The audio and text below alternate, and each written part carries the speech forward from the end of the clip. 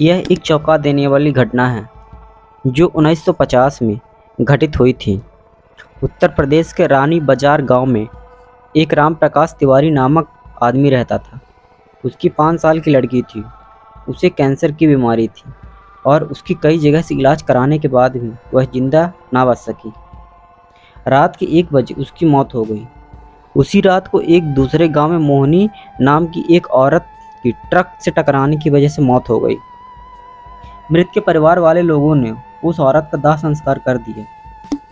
दूसरी तरफ जब रानी बाजार में उस मृत लड़की को दफन करने के लिए जंगल में जा रहे थे, अचानक रास्ते में उसके शरीर में कुछ हलचल हुई और वह उठ खड़ी हो गई। लोग यह देखकर डर गए, लेकिन बाद में उस लड़की को जिंदा देखकर उसके परिवार वाले लोग बहुत खुश हो गए। लेकिन लोगों को यह पता नहीं था कि उस लड़की के शरीर को किसी और की आत्मा ने जकड़ लिया है।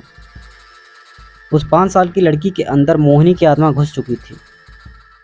वह अलग जगह पर आकर बहुत दुखी और परेशान हो गई थी। उसका खाना खाने का भी मन नहीं लगता था, लेकिन उसकी माँ उसे अपने हाथों से खाना खिला देती थी। एक दिन वह लड़की अपनी माँ के साथ उसके मामा जी के घर जा रही थी और रास्ते में अचानक वह जगह आई जहाँ मोहिनी के ट्रक से मौत हो गई थी। उस बच्ची ने अपनी माँ का इशारा करके बताया कि यह रास्ता उसके गांव की तरफ जाता है। उसकी माँ ने उसकी बातों को अनसुना कर दिया और अपने मामा जी के घर पहुंच गई। उसके मामा जी के घर के पास मोहिनी गांव की एक औरत सिमरन किसी काम से आई हुई थी। मोहिनी की आत्मा ने उसको पहचान कर उसको आवाज़ देने लगी। सिमरन को लड़की के मुंह से अपना नाम सुनकर आश्चर्य हुआ।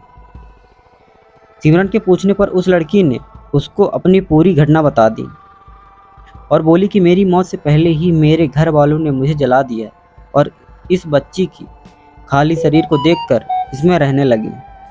जब सिमरन ने यह बात सुनी तो उसने अपने गांव जाकर सारे गांव वाले लोगों को यह बात बता दी और उसका पूरा परिवार मोहिनी से मिलने आ गया।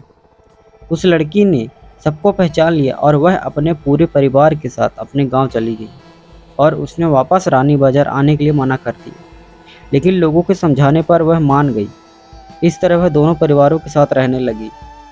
इस कहानी से पता चलता है कि कभी किसी की अधूरी इच्छा पूरी ना हुई हो तो उसकी आत्मा किसी और के शरीर में जा सकती है। दोस्तों, आपको यह स्टोरी कैसी लगी हमें कमेंट पर ज़रूर बताएं और हमारे चैनल को सब्सक्राइब, शेयर और कमेंट जरूर कर दीजिएगा दोस्तों। धन्यवाद।